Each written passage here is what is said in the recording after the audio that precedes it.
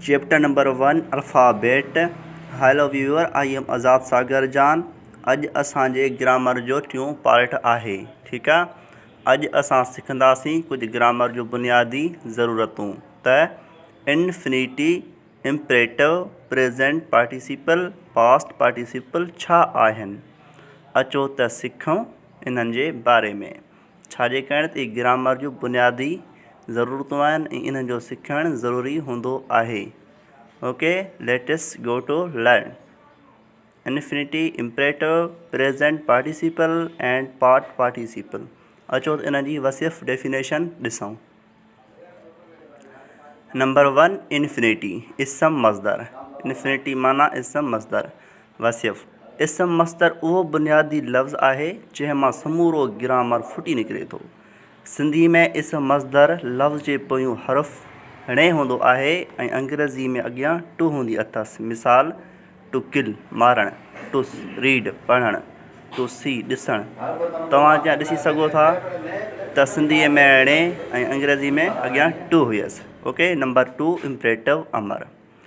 वसिफ़, फ़ैल जी अहिड़ी सूरत जंहिंमें कम लाइ हाज़ुर वक़्तु हुकुम अर्ज़ु सलाह या मना कई वञे ऐं फ़ैल जो फ़ाइल ज़ाहिर न पर कुझु यानी यू हुजे त उनखे अमर चइबो आहे। सिंधी में इसम मज़दर इन्फिनिटिव मां णे कढण सां ठहंदो आहे ऐं अंग्रेज़ी में टू कढी छॾण सां ठहंदो आहे।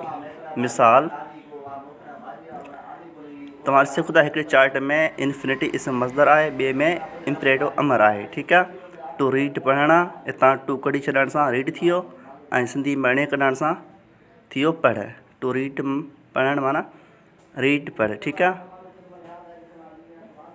नंबर 3 प्रेजेंट पार्टिसिपल, इसम हालिया।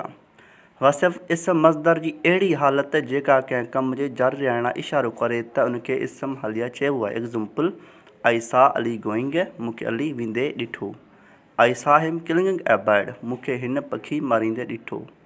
ठीकु आहे, तव्हां सिखी आया आहियो त इसम मज़दर जी अहिड़ी हालत। ठीकु आहे, इसम मज़दर नंबर 1 में असां सिखी आया आहियूं। ठीकु आहे, इसम मज़दर। ओके, त आई सा अली गोइंग, टू सी मां टू कढण सां सी थी वियो। ठीकु आहे, अहिड़े तरीक़े सां नोट इसम हालिया।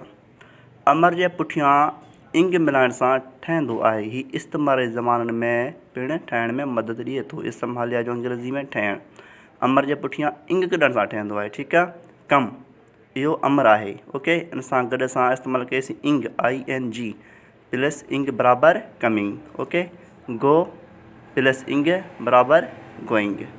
ठीकु आहे, अमर जे पुठियां इंग मिलाइण सां इसम हालिया ठहंदो आहे। पास्ट पार्टिसिपल, इसम मफ़ूल। फ़ैल जी उहा हालत जंहिंमें कमु पूरो थियलु हुजे तंहिंखे इसम मफ़ूल चइबो आहे। हीउ अमर जे पुठियां TED मिलाइण सां ठहंदो आहे। एग्ज़ाम्पल तौरु, पनिश सज़ा, ED पनिश थी वियो यानी सज़ा ॾिनी यानी कमु पूरो थी वियो। किल मार प्लस ED, किल्ड माना मारियो या मारियल। राइट माना लिख, रोट माना लिखियो। सॉरी स्टूडेंट, असांजी वॉइस में थोरी डिफरेंट थी सघे थो। के इसम मफ़ूल बेक़ाइदे बि ठहंदा आहिनि, जीअं ईट, ईटन, गो, गान, कम, केम।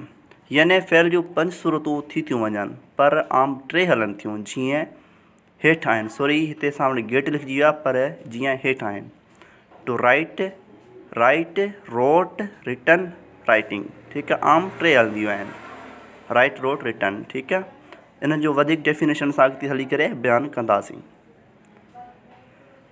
नोट, फ़ैल जूं 3 सूरतूं ईंदड़ फ़ैल वर्ब में बि सम्झायल आहिनि जेको पार्ट्स ऑफ स्पीच में आहे ऐं असांजो ॿियो पार्ट थींदो पार्ट्स ऑफ स्पीच। असां ॿिए पार्ट में सिखंदासीं पार्ट्स ऑफ स्पीच।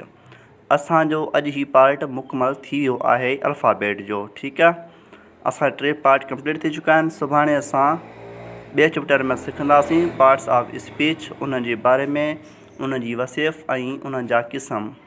ऐं असांजो चैनल ज़रूरु सब्सक्राइब कजो। ठीकु आहे, असांजी वीडियो खे मुकमल ॾिसो, लाइक शेयर बि कयो, असांजी सपोर्ट कयो। असां तव्हां लाइ रोज़ाना हिकु नई वीडियो अपलोड कंदासीं, नओं पार्ट अपलोड कंदासीं ग्रामर जे हवाले सां। ठीकु आहे दोस्तो।